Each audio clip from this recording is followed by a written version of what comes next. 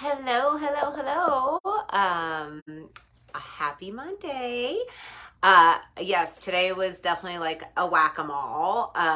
It was just kind of like one of these, I had something scheduled and then I had some time and then all of a sudden I was going to the orthodontist to get a wire fixed and then, it's just been one of those days. So, hello, Miss Kelly. I cannot wait to connect with you later this week.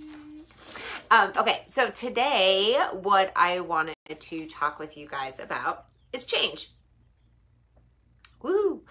Did you know that humans don't like change? We don't like it. And neither do our brains. Again, it was, I always have like my notes, but I was reviewing it and I was like, oh, this is interesting because it really is a lot like the hero's journey, which I talk about all the time. But our brain really doesn't like it. Like we are hardwired just in terms of survival to fear it, right? And so then when fear kicks in, our amygdala is activated, which is that most primal part of our brain. And the fight, flight, freeze, and fawn responses happen in order to keep you safe, right? It thinks that it's protecting you. So when I talk to my clients about change, I don't say, hey, let's make a huge, big, sweeping change, because that's just going to activate those fight, flight, freeze, fawn responses. And so that is why I'm always talking about baby steps. So if you want long-term change, and if you guys are watching, say hi, because I'm seeing little numbers pop up, so it's exciting. Say hi. And if you're catching the replay, just hashtag replay so that it could it does something to the algorithm and more people get to see it. So when I talk about long-term change, there are a couple things that need to be in place, right? One is working in the subconscious mind, because if you are working just in like cognitive mindset, like, oh, I'm just going to think this to change it, it's only going to activate 10% of your brain, which is why you need to work in the subconscious to create long-term change, because it works with the other 90% of your mind. And when you're in that state, it heals on a deeper and more efficient level, okay? And so when I talk about change, I always like to talk about going to the pool, right? We've all been to the pool. It's a hot day out, or maybe it's like, the first sunny day, like it has been this weekend in Seattle. And you're like, I'm going to just run in. Okay. But this is a pool of change. Okay. And so you run in, you dive into the deep end, and you're like, I'm going to make all these big changes in my life. And then what happens is your body jumps in the water and is like, fuck, it's freezing. And you jump out of the water and you're like, fuck that, I'm not doing this anymore, right?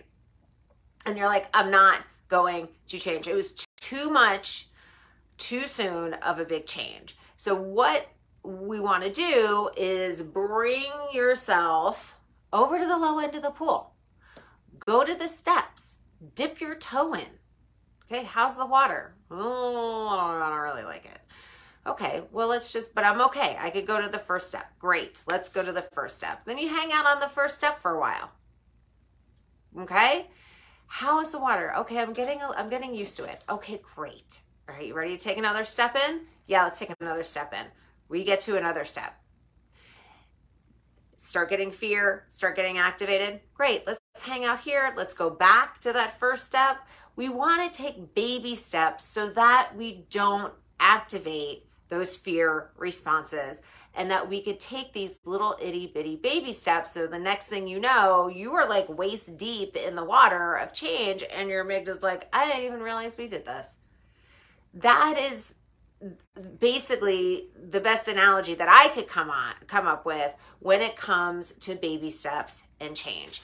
So keep that in mind. But the other important thing that I wanted to talk with you all about is the change cycle. Did you know that there's actually a change cycle? Well, there is. And it's a really cool one. So I'm just going to go through it briefly. So the first part of the change cycle is contemplation. I'm sorry, not contemplation. That's the second one. The first one is pre-contemplation. You're not even thinking of it. You have this behavior, right? And you're not even thinking about it. And then all of a sudden you're like, oh, this isn't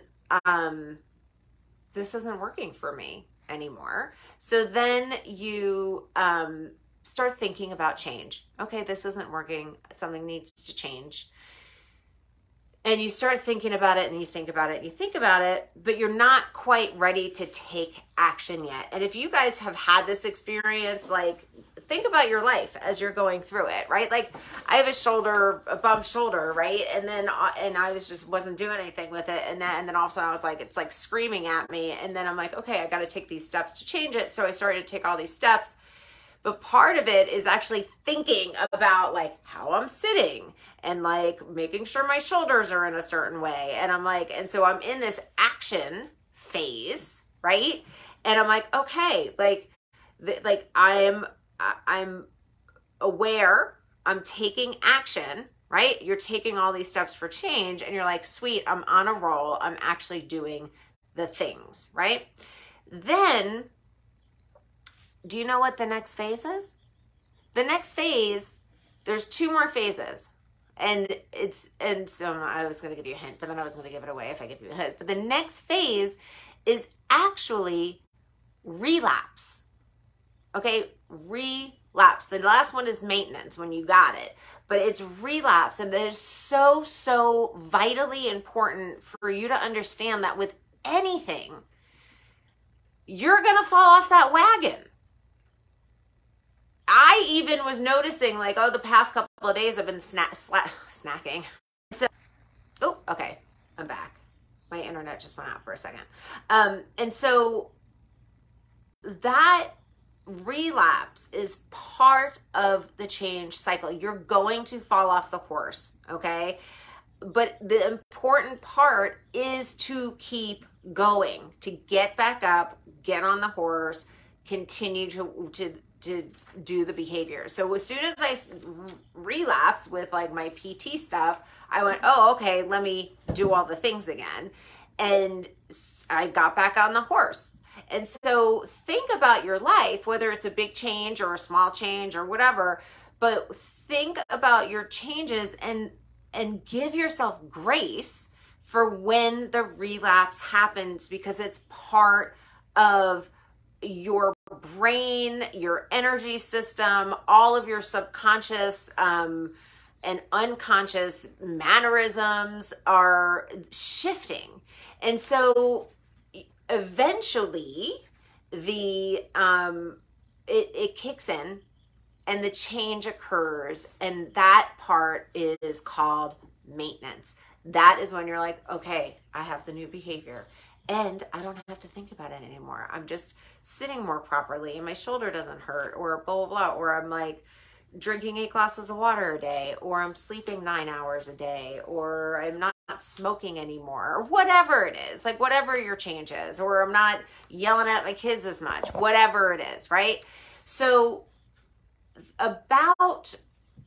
I want to say, and I can get back to you on the research, but when I was researching this, I'm pretty sure it was like something like 4 or 5 times of relapse before that new behavior kicks in. So that is what I wanted to talk about with you all today. So whatever change is going on in your life, take a deep breath, give yourself some grace, and take those baby steps to the low end of the pool, and you will have a higher success rate, higher chance of success than taking on 1,000 new changes at once. So I would love to hear your thoughts, and I would love to hear what you think about the relapse piece, because that's when I learned about it. I was like, oh my God, I'm so glad that this is in here, because so many people just try and they go, well, I tried and I failed and I'm not doing it again. So Now you don't have that excuse. So how are you going to change your life for the better? And it might just be resting and receiving and healing. So that's all for today. I will catch you on the flip side. I am planning on doing another card draw on Wednesday, and I will drop it in another whatchamacallit post. So if you are interested in getting an oracle card pull, then let me know, and I will see you on the flip side. Mwah! Bye.